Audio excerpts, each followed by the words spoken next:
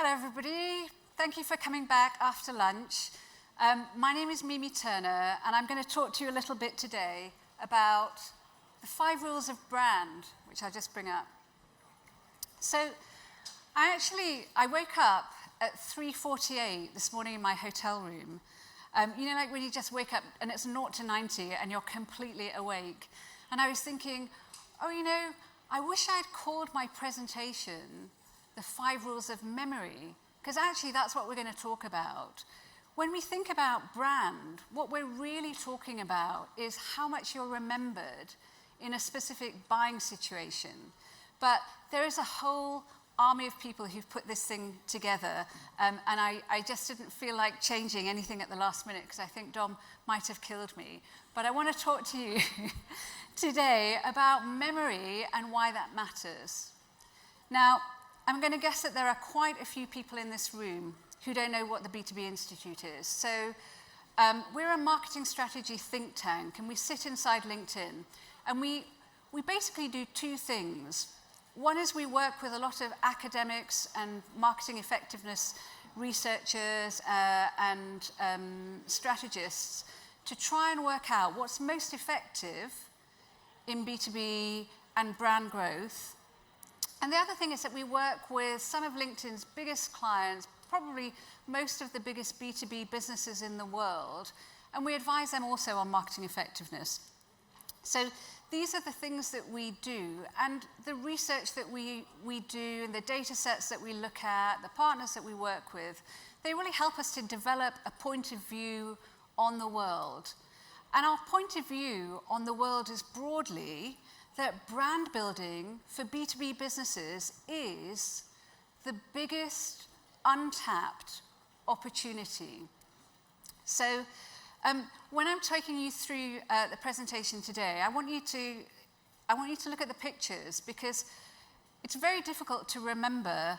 I mean, if you can remember in 2 weeks' time 2 of the 5 things that I'm going to tell you about, that'll be really good, because that's the way our brain works. And if you can remember 3 things, then that's brilliant. But if you want to take home just one thing, it's that B2B businesses increasingly, as you saw this morning, spend a lot of money on advertising.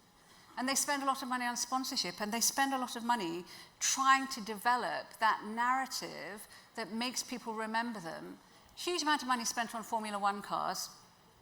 And I know a bit about Formula 1 because my son is a Formula 1 fan, and he's trying to teach his mother about Formula 1, which is fantastic. This is the 2021 Mercedes-Benz car that was driven by Valtteri Bottas and Lewis Hamilton. And anybody who cares about Formula 1 will tell you that Mercedes won everything for a period up until this season. And when I watch with my son, he's trying to explain to me about the tires and about the safety cars and about who's coming in for a pit stop. And what I'm telling him is, there's a client, Herbie, that's a client, that's a client. B2B businesses are sponsoring Formula 1 cars. We think they could spend a little bit money differently, building memory structures around their brand and using better advertising techniques as well. So that's our point of view on the world. Now, I'm going to take you through 5 things that our research says.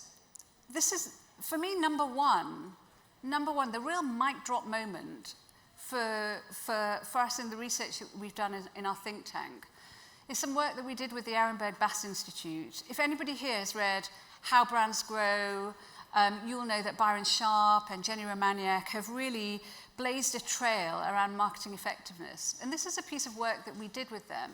And it's called the 95-5 rule, because we looked at buying cycles for B2B businesses, and the real revelation when we looked at this, which it kind of stands to reason, but 95% of B2B buyers, so people who will, in a life cycle, actually make a purchase, are at any one moment, they're not in market. They're not actually thinking about that purchase. So only 5% of B2B buyers are actually in that moment where they're thinking about making a purchase. They need to understand, they need to evaluate. And when you understand the 95-5 rule, you realize you need two very different strategies to reach two groups of people. And out-of-market buyers are a much larger group of people than in-market buyers. So I think of it in these two ways. If you're in-market, that's essentially about harvesting existing demand. And those people are diligently downloading white papers, clicking on things, engaging on things, and they leave a sort of trace. You know, like when you did physics and they showed you the cloud chamber and like an alpha particle lets go of these kind of molecules, and you can see this little trace in the cloud chamber. That's essentially what marketers are measuring. We're measuring that kind of digital trace left by consumers who are in a buying moment. The out-of-market buyers do something really different, which is they don't engage. You know, lots of them are not even in the job that they're going to be in when they make that buying decision. It might be their next job. It might be 3 to 4 years away from making a purchase. So these guys are not engaging with content. They're not downloading something. What we're trying to do with them is to prime them. They're a bit like dark matter, right? Really difficult to prove their existence, but it makes up about 83% of the universe. And we've got these two strategies. And if we don't understand that there are these two groups of people and these two strategies, we end up with B2B advertising that looks like this. Now, I think you saw this in Mel Selker's presentation earlier this morning. And the point of this is that if we don't understand the 95-5 rule, we will misunderstand the motivations and the strategies of the buyers who are not in market. And we will try to attract them with creative that looks like this. It's sweet, it's brown, it's fizzy. You know, that seems like ridiculous because obviously Coca-Cola doesn't advertise to me like that. When I say Coke ad, it's much more a deeper understanding about my emotional motivations and my, and it focuses on priming me so that at some future point when I'm actually in a buying mode, I'm going to remember them. And that's the job of priming that I think in B2B, we don't yet understand and do as well. So in B2B advertising, we actually see a lot more advertising that looks like this. And we call this the product delusion. So the product delusion is a sort of idea about, it's like a love letter to your 150 favorite product features, because we think that that is how we're going to convince people to buy and remember our product. Like, here are two, right? And I've moved them off the screen now. But even with those two, I mean, we're after lunch, and it's been a tasty lunch, and you're probably kind of in the midst of digesting that. But maybe you will not remember the two names of the two vendors that were up on that screen. And you had a lot longer to look at those and engage with those than you ever would within a feed. And the problem for those two vendors is that there are another 778 vendors plus in the category that they're in. So if we want to be remembered, telling you about our products and features and that list is not going to help. And actually, our brains have a really sophisticated way of understanding and tackling this problem. So what our brain does is, faced with 780 plus options, it remembers 2 or 3, and it totally forgets the rest. That's a really brutal truth. And there's a theory of neurobiology called cognitive miserliness, which explains why it's necessary to use our brains as minimally as possible, because faced with any choice, we have a computational option, like we can use some computational function in our brain to come to a conclusion, or we can use a heuristic, and our brains just prefer to use the heuristic and not remember. So the successful strategy of a CRM platform is to be remembered and to be in the top few that are remembered, because if you're not remembered, you're not going to be chosen. And we have this really linear idea that if they're 780 in a category, everybody gets 1/780th of the attention. So we think that there's some sort of hope down that avenue. And unfortunately, while that is rational, linear, and predictable, it's just not how our brain works. Our brain will remember a few things and forget all the rest. And that's why it's so important, I can't stress the importance more, to be in the consideration set. And if you want to be in the consideration set, you have to be remembered. Somebody has got to have known you in the past, confront a buying situation, and then be able to summon you and the memory of your product from their hippocampus, which is where our brains store long-term memories. And in order to do that, we have to play a few games with our brains around storytelling, around colors, around codes, around annoying little songs and jingles. The reason that you're looking at this picture, so this is Usain Bolt. Usain Bolt won the 100 meters. He was the 100-meter race. He was the fastest man. He ran that race in 9.58 seconds. But it took Usain Bolt his whole life to be in consideration for that race. And I think we need to understand this because there's a proxy for us as B2B marketers needing to be in the consideration set. Like, you know, you cannot rock up in the day of the Olympics and say, hey, I'm really a fast runner, let me in the race. You have to qualify. It's going to take you 9.58 seconds to win the race, but it takes you the lifetime to be in the race. We have to build the consideration before we're in the race. So this is a great piece of work that we did. It was actually a piece of work that Bain did. They looked at 1,200 B2B purchases.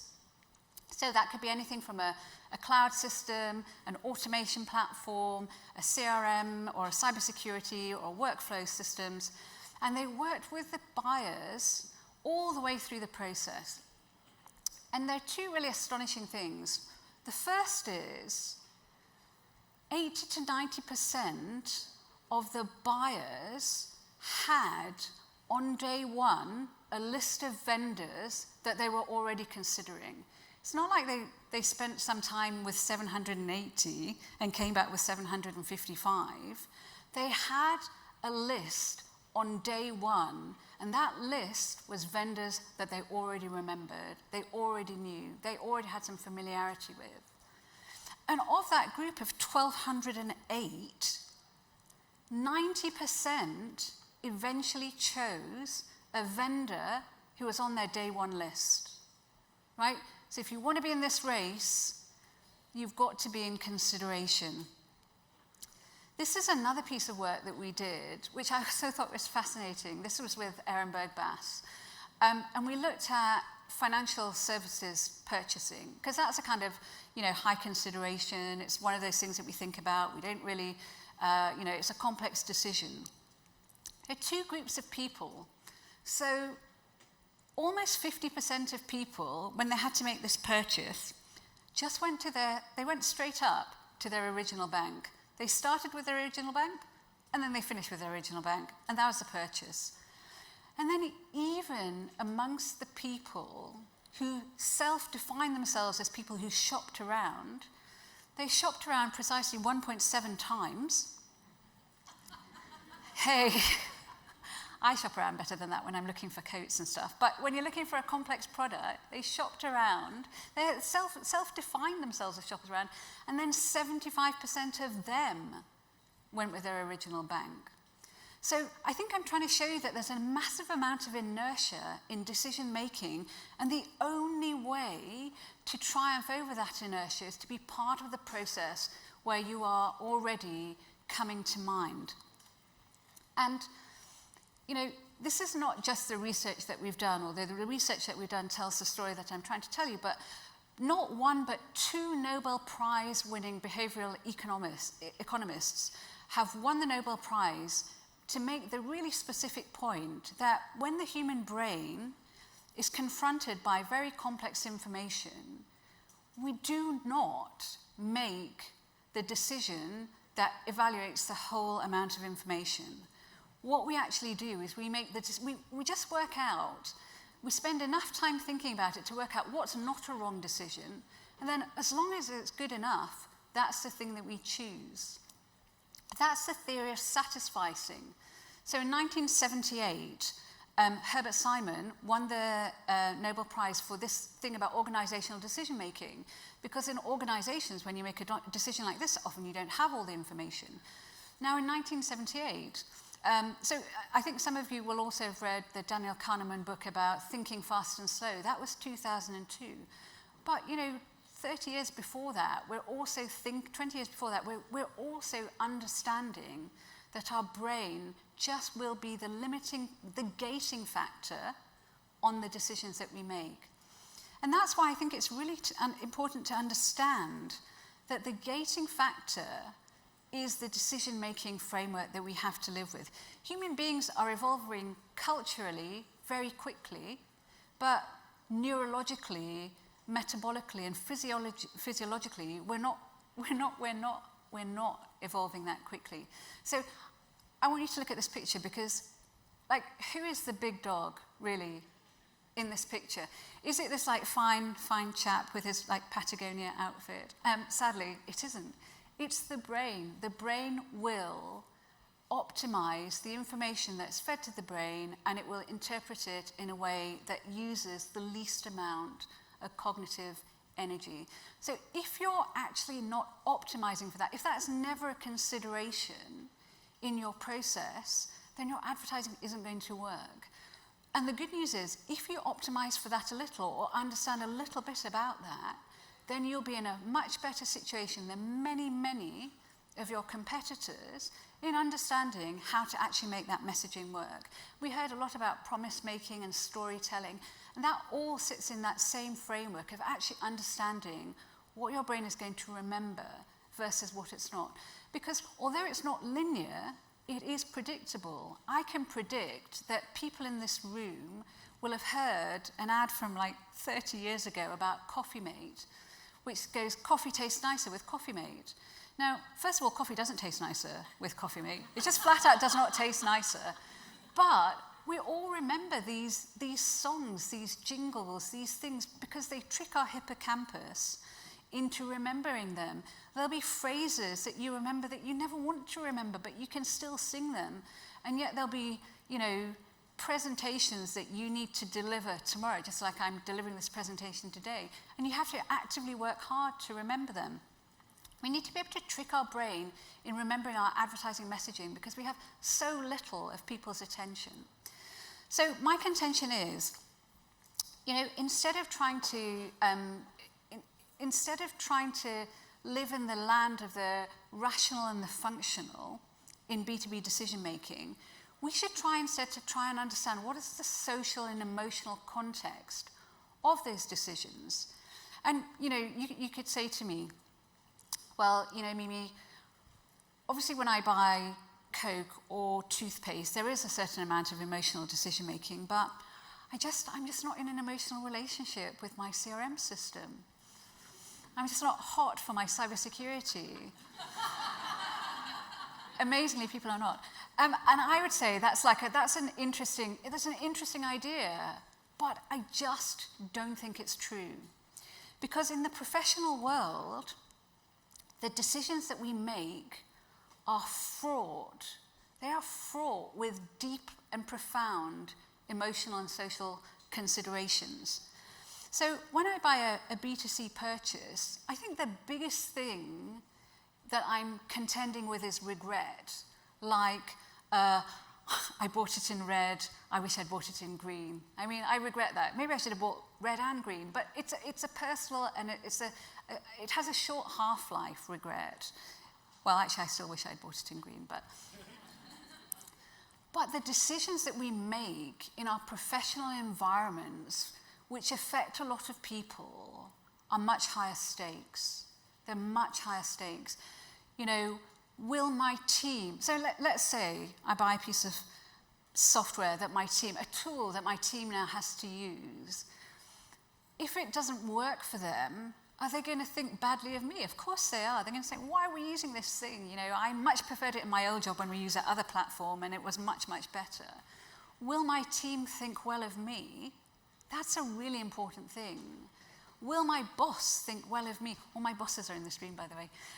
So please laugh at the jokes because otherwise, yeah. Will my boss think well of me? Huge consideration. You know, will I get fired? I hope not. But will I get fired and then nobody will think well of me? These are the decisions that we're making when we buy things, and these are the decisions that are in the minds of the buyers when you talk to them. So I want to kind of pull these things together a little bit and talk to you just about some work that we did, which I hope gives you some tools that you can use. So this is a piece of work that we did with the research part of Cannes Lions, which is an organization called WARC. So we did some work with WARC, which is quite hard to say. I tried to use the Cannes Lions thing, but Cannes Lions has all the award data. They have like a huge data set of award case studies.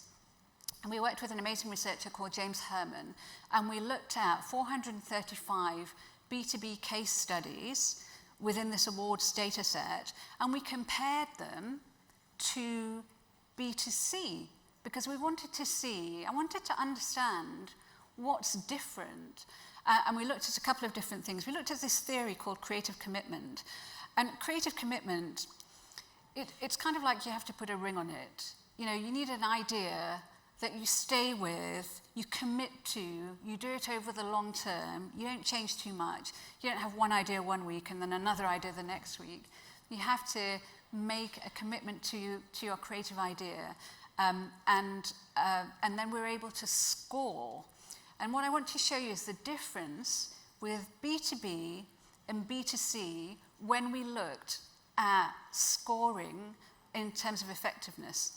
So, I mean, these are like massive screens. This might be the massivest screens I've ever presented in front of, but even then, I'm going to guess that you cannot actually read what we're looking at. So what you're looking at here is the media channels that we use, so like the distribution opportunities.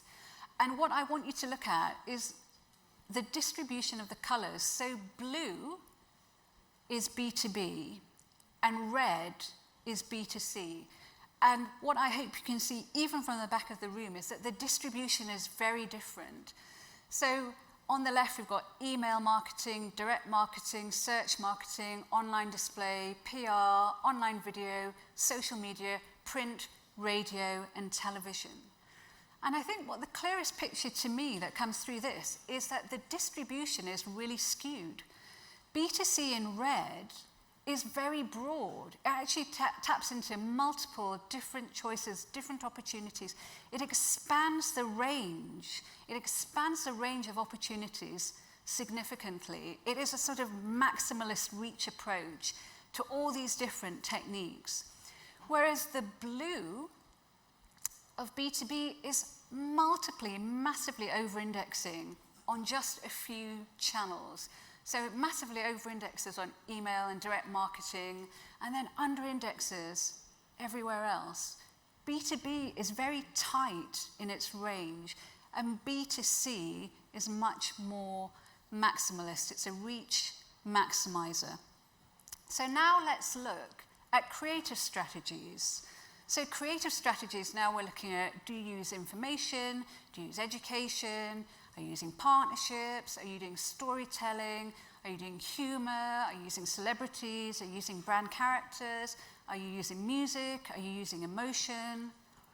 And we see, I think, the same shape. So we see this really narrow focus for B2B, which is really about informational and educational.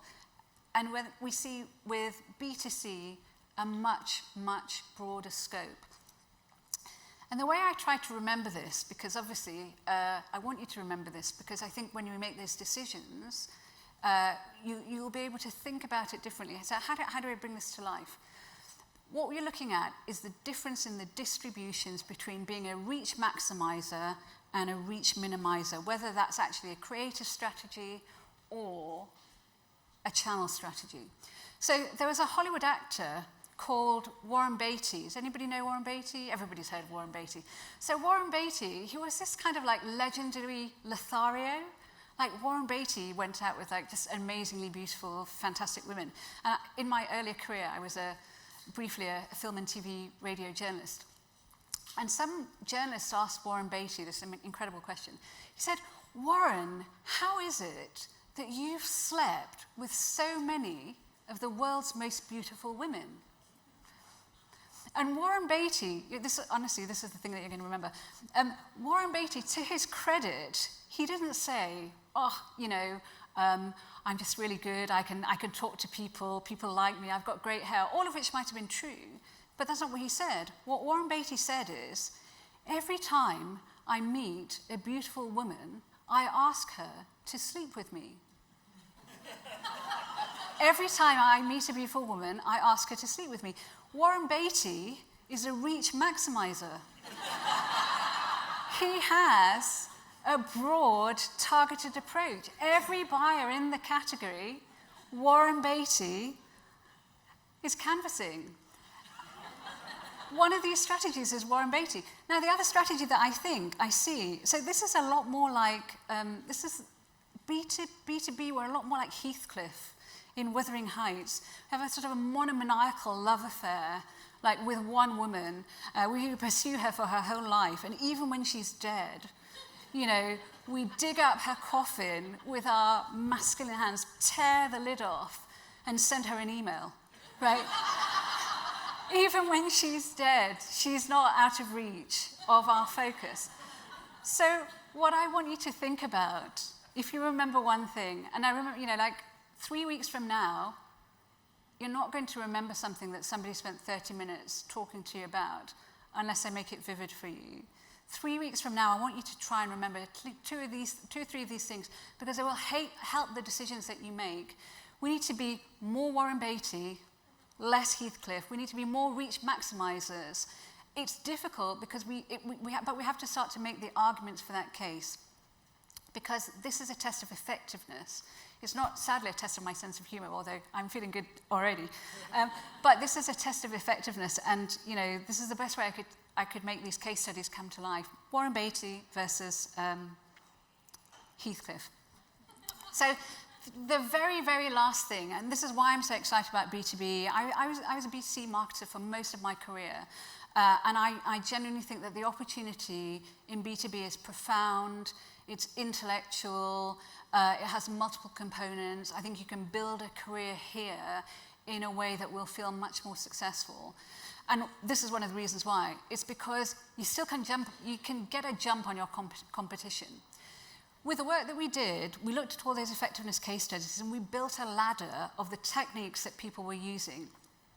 Now, I won't go through them all, but at the top, a strategic asset, a long-term, committed idea with a lot of reach, and at the bottom, a response trigger, which is just a kind of rational thing that gets some sort of digital engagement. 73% of all these cases, which is a data set of cases that were put forward for an award, 73% were at the lowest level. And only 5% were at the highest level of building that long-term strategic asset. So, if you want to be interesting and different, you don't want to hang out with 73 other interesting and different people. And if you want to be the same, hanging out with 73 people who are the same is also not a good strategy. Only 5% of people are trying to do the thing that if you move forward on your strategy, you too will be able to do. We call it a ladder, but I think it's also a mirror. You can look really honestly in it and say, where are we in that ladder? Which way do we want to move up? And I want to be able to give you the conviction that the higher you move up the ladder, the more effective your advertising and campaign strategy is going to be. So three things to take away, because truthfully, 5 things people struggle to remember. Number one, but 2 months from now, you're going to use these, you're going to be driving past a billboard, you're going to see an ad, and you're going to think, you know what, that's not a very good ad. And this is why, and you're going to be able to help, these tools will help you to get there. Understand the 95-5 rule, because if you don't, you're not going to understand the buyer. Don't fall for the product delusion. You might think your 77 products and features are what people want to hear, but imagine you're going on a date, and the date that you go on tells you 77 things about how great they are. This is like a first date thing, right? It's also a last date thing. Understand how important it is to be in that consideration set. 9.58 seconds to win the race, a lifetime to compete, to be in the race. If we start to understand that that's the challenge in front of us, we're actually going to advance much more in it.